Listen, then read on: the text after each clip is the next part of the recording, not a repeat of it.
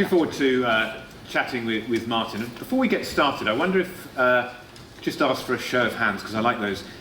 Anyone who's a CEO, could you put up your hand in the audience? A CEO. Okay, quite a few CEOs. Anyone who's a business owner or founder, please put up your hands. Okay. Who's not a CEO or a founder but would like to be one day? Okay. And who just never wants to do it? Oh, okay. Good. So we'll open it up for questions in a few minutes. Any thoughts you've got on the role of the CEO, how it's changing, how to interact with CEOs, how to be a CEO? That would be welcome. But let's bring Martin straight in. So Martin, briefly your background and why you're here today.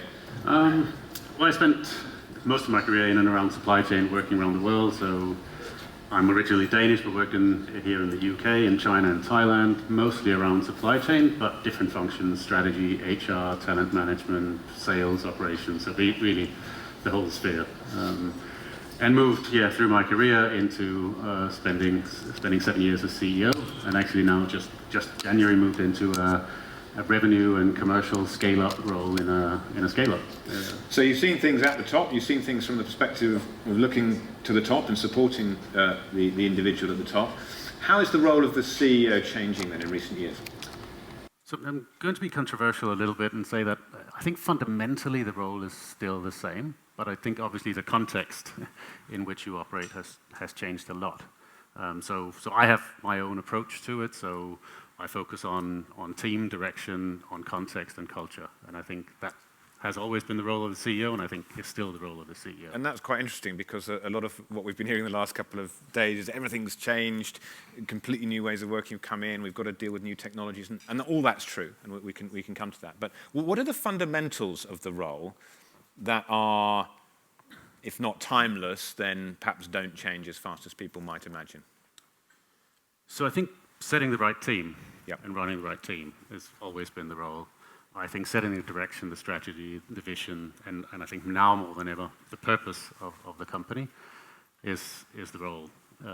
I think the context and leading through context, I think if you want to run a global company, if you want to run specifically now a dispersed company, everybody's got to know the context so they can operate within the context. And the CEO has to set that context and actually communicate and engage around that context.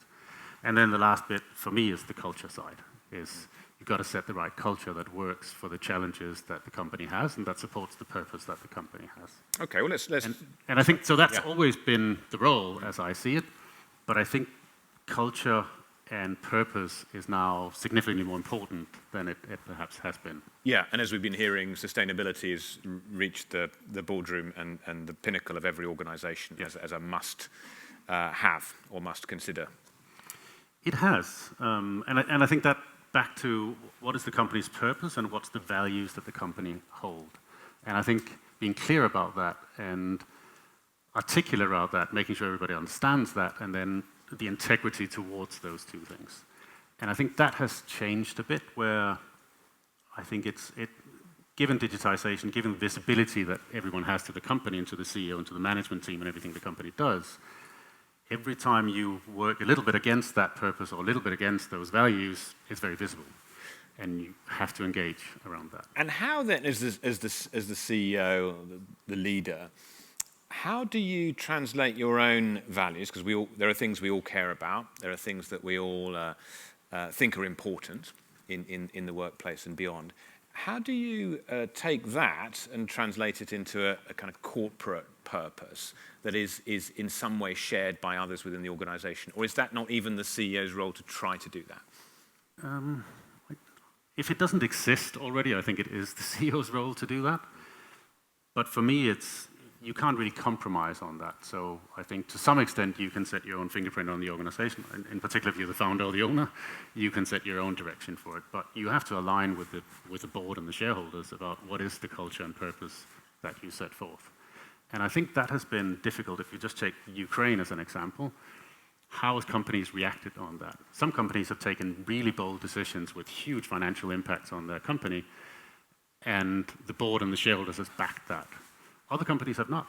And you have to have the backing of the board and the shareholders, because as CEO, it's incredibly difficult or maybe impossible to do something which damages the economic value of the company, even if it's the right thing to do, if you don't have that wider support. Yes.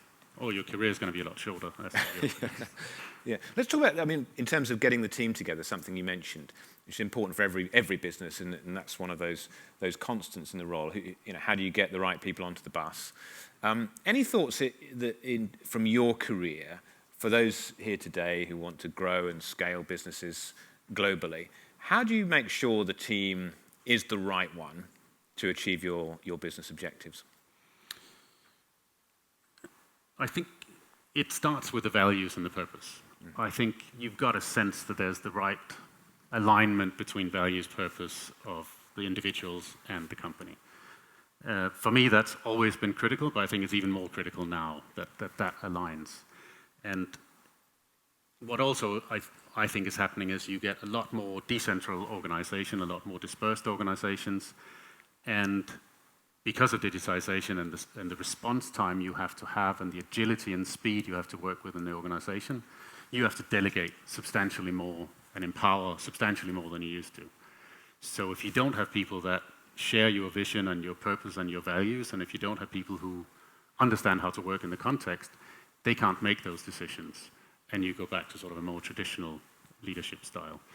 So that for me is really the focus, that you've got to have a team that can operate fully empowered with values and purpose and context.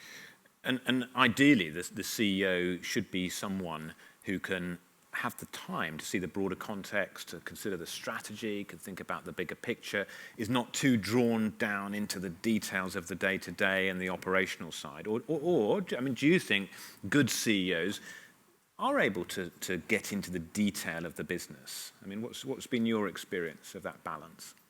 So lots of times I've sat with that reflection. As I say, I've now spent a lot of time on tactical operational issues.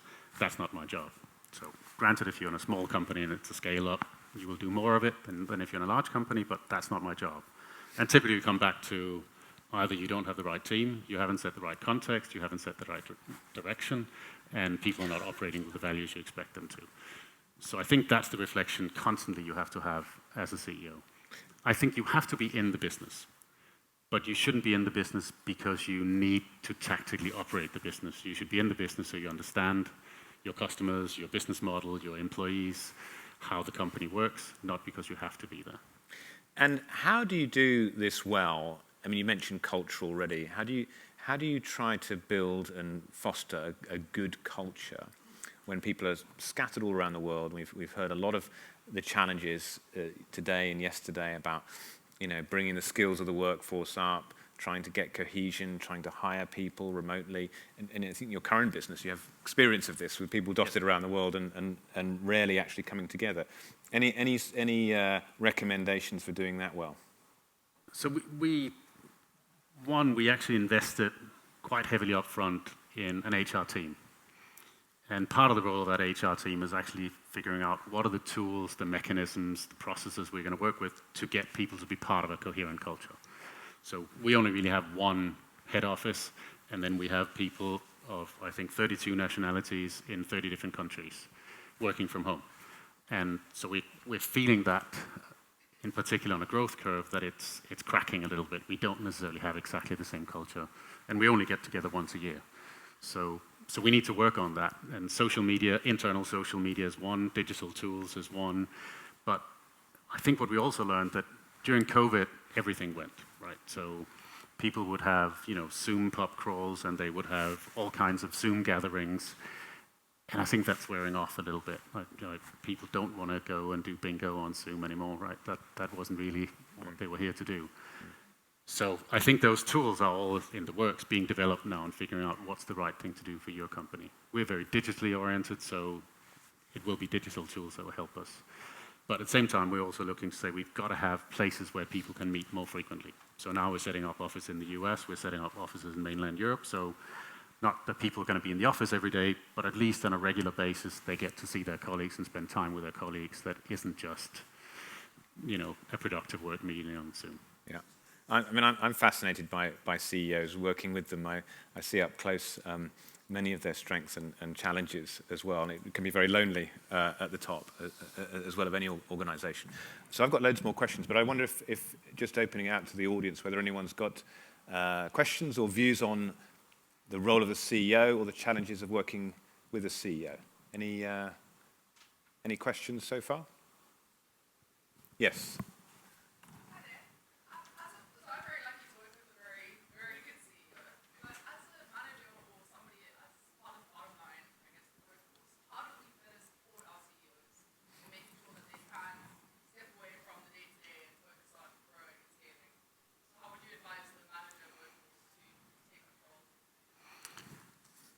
So if I simplify the answer to that, I think there's two things that would matter to me as a CEO. One is that I work very hard to empower the organization, and I think taking that empowerment is crucial, and not delegate the decisions and the challenges back upwards, but actually taking that empowerment and taking accountability. The other is be open and challenge the CEO.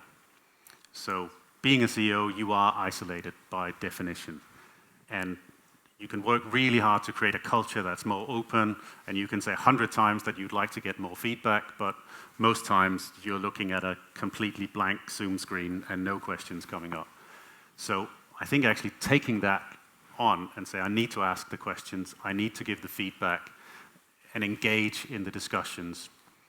Most of the time when you have that discussions as CEO, my experience has been, you walk away with more than you arrive with, and that's really, really valuable.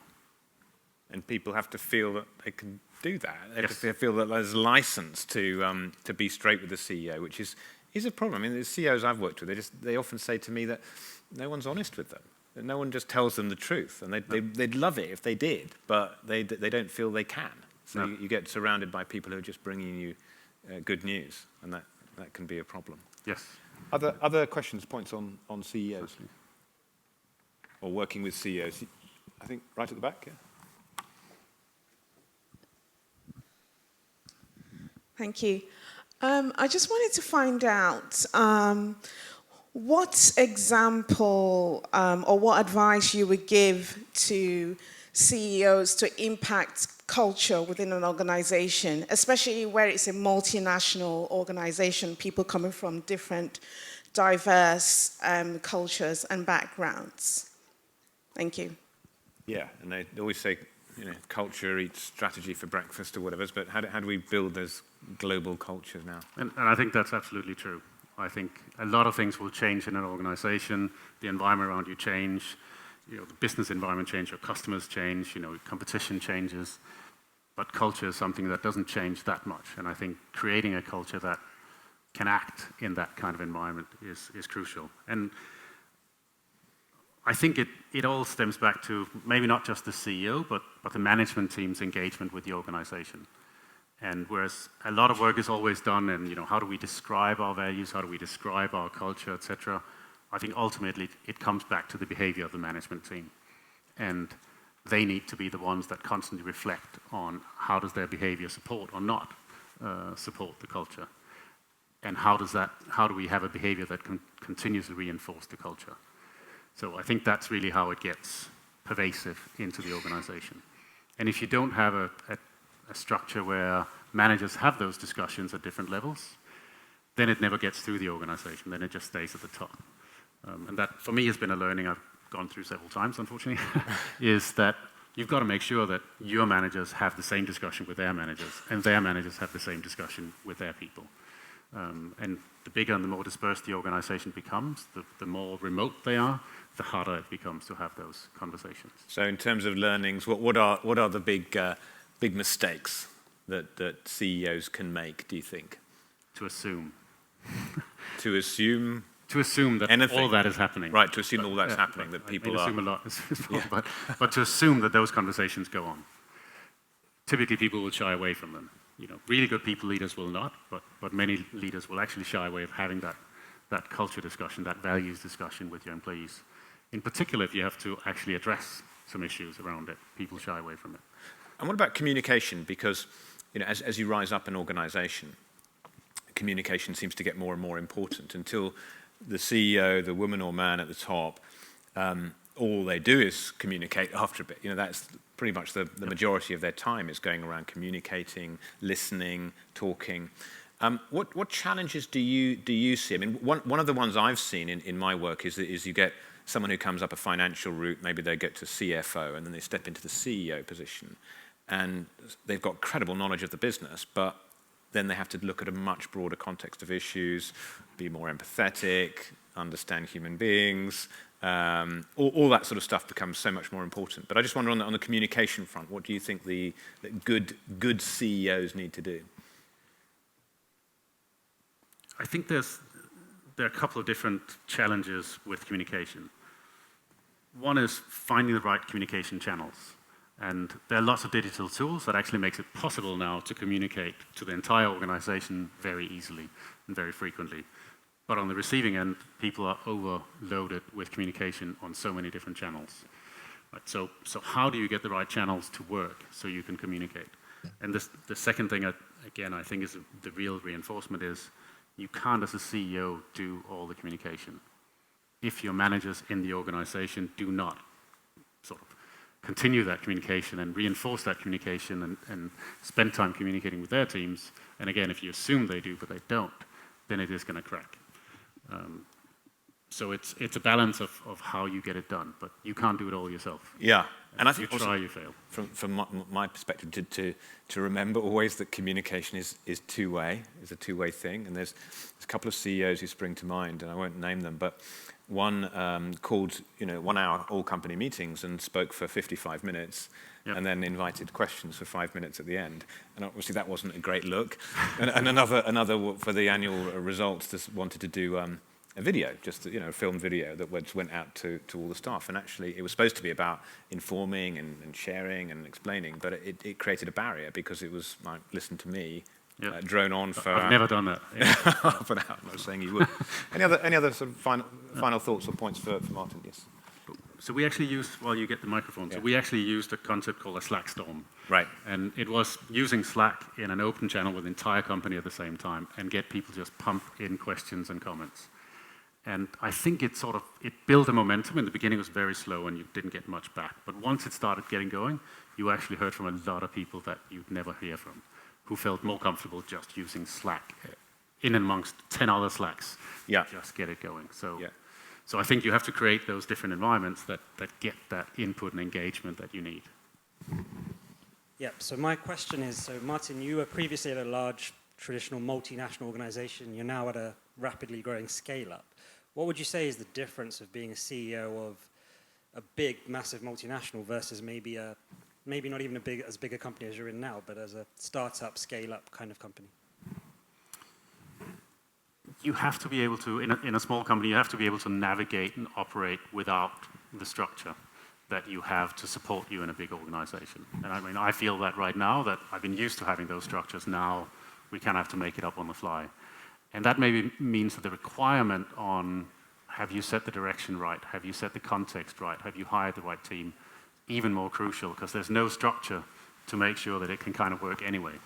So I think the decision making also, you can right now, I feel like a lot of the decisions can end up with me, but you've got to get that decision making out and avoid the temptation of saying, well, right now I can actually handle everything, so I will, but actually build the team and get the decisions out in the organization. So I think the structure part was the biggest aspect for me. And then I think it's easier to hire people if you're a big multinational. When you're a small company, you've got to work a lot harder to find the talent. Anyone else? Yes, sorry. Can't see with that light shining in my eyes. Final question. In terms of data analytics and data-led transformation of organizations, data has become a big, big thing. How much CEOs actually know about data-led transformation of their own organization? And do they need to hire people to do that for them, or do they need to be trained, reskilled themselves? That's a really good question, and I've gone through that challenge twice. I think if you're the CEO, you've got to attain a level of knowledge that allows you to engage with that transition. And digital transformations will happen to any and all companies, whether you like it or not. But I think if you're not of a digital background, you need to hire teams that can drive it. But if you're not curious, if you're not willing to learn, and if you don't get to learn enough to engage with it, then I equally think you won't succeed. But for me, that's a big part of hiring questions right now, is making sure that get people in that are a lot more digitally savvy than I am, so I can learn from them. Did that answer your question? I'm sorry, I also can't really see you. Great. Martin, thank you very much for your insights. I don't know whether it's persuaded anyone who didn't want to be a CEO at all, but there's a lot on the CEO's plate as ever, so thank you. Thank you. Thank you.